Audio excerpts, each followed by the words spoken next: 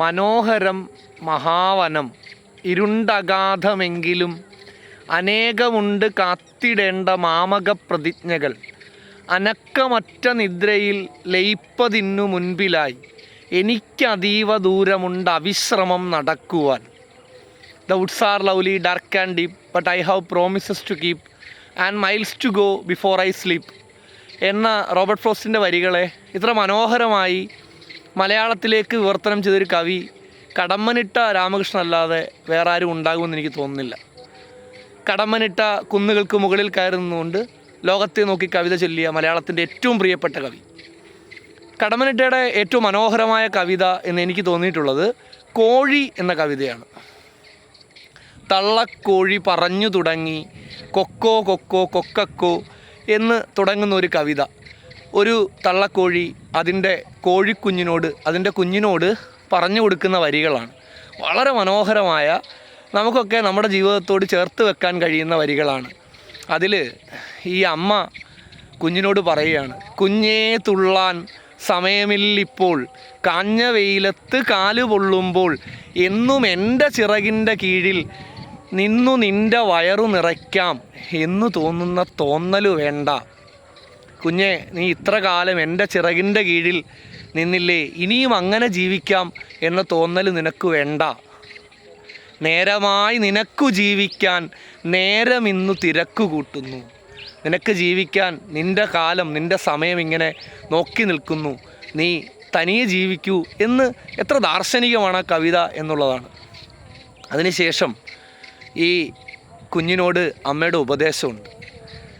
ഒരുപക്ഷെ എല്ലാ ദിവസവും രാവിലെ പള്ളിക്കൂടത്തിലേക്ക് ബാഗുമായി പോകുന്ന നമ്മുടെ കുഞ്ഞുങ്ങൾക്ക് കൊടുക്കാൻ കഴിയുന്ന ഏറ്റവും മനോഹരമായ ഉപദേശം ഇക്കാലത്തും അത് അത്ര പ്രധാനപ്പെട്ടതായി മാറുന്നു എന്നുള്ളതാണ്. അമ്മ ഈ കുഞ്ഞിനോട് പറയുകയാണ്, കാവിലക്കിളി പാട്ടുകൾ കേട്ടും പൂവ് കണ്ടും പറന്നു ചെല്ലല്ലേ, കാടിനുള്ളിൽ പതുങ്ങിയിരിക്കും കാടനുണ്ട് കടിച്ചു പറിക്കും.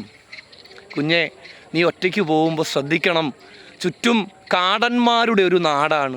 നീ ഒറ്റയ്ക്ക് നടക്കുമ്പോൾ വളരെ സൂക്ഷിച്ച് നടക്കണം. നിനക്ക് കാഴ്ചയുണ്ടാകണം. ഏറ്റവും മനോഹരമായ വരികളുണ്ട്.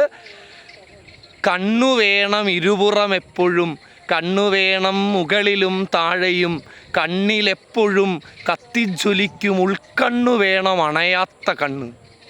നിൻ്റെ ഉള്ളിൽ കണ്ണുണ്ടാകണം, നിൻ്റെ ഉള്ളിൽ കാഴ്ചയുണ്ടാകണം.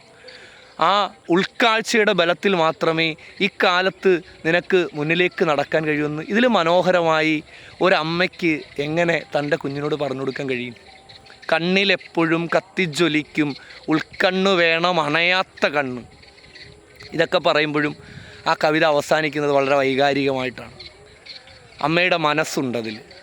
അമ്മ പറയുകയാണ് കുഞ്ഞിനോട്, നീ വളർന്നില്ലേ, ഇത്ര കാലം നിന്നെ ഞാൻ വളർത്തിയില്ലേ, എത്ര മുട്ടകൾ ചീമുട്ടയായി പോയി, എത്രയൊക്കെ പരുന്ത് കൊണ്ടുപോയി, ബാക്കി കാക്കയ്ക്ക് കൊടുക്കാതെ പരുന്തിനെ കൊടുക്കാതെ ചിറകിനടിയിൽ നിന്നെ ഞാൻ ഇത്ര കാലം വളർത്തിയില്ലേ, ഇനി നിൻ്റെ ജീവിതം നിൻ്റെ കാര്യം മാത്രമാണ്. നാളെ നിന്നെ ഞാൻ കൊത്തിമാറ്റുമ്പോൾ നാളകൾ നിന്നെ മാടി വിളിക്കും, നിൻ്റെ ജീവിതം നിൻ കാര്യം മാത്രം, എൻ്റെ കാര്യം ഞാൻ കൊക്ക കൊക്കക്കു. ഇത്ര വൈകാരികമാണല്ലേ.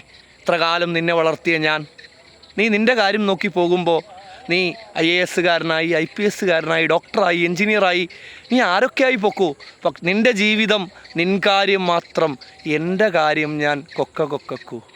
ഒരുപക്ഷെ നമ്മുടെ നാട്ടിലെ കുഞ്ഞുങ്ങളൊക്കെ ഇത് നിർബന്ധമായും ഈ കവിത വായിക്കേണ്ടതാണ് എന്നാണ് ഞാൻ വിചാരിക്കുന്നത്. എല്ലാവരും വായിക്കും എന്ന പ്രതീക്ഷയോടെ അവസാനിപ്പിക്കുന്നു. നമസ്കാരം.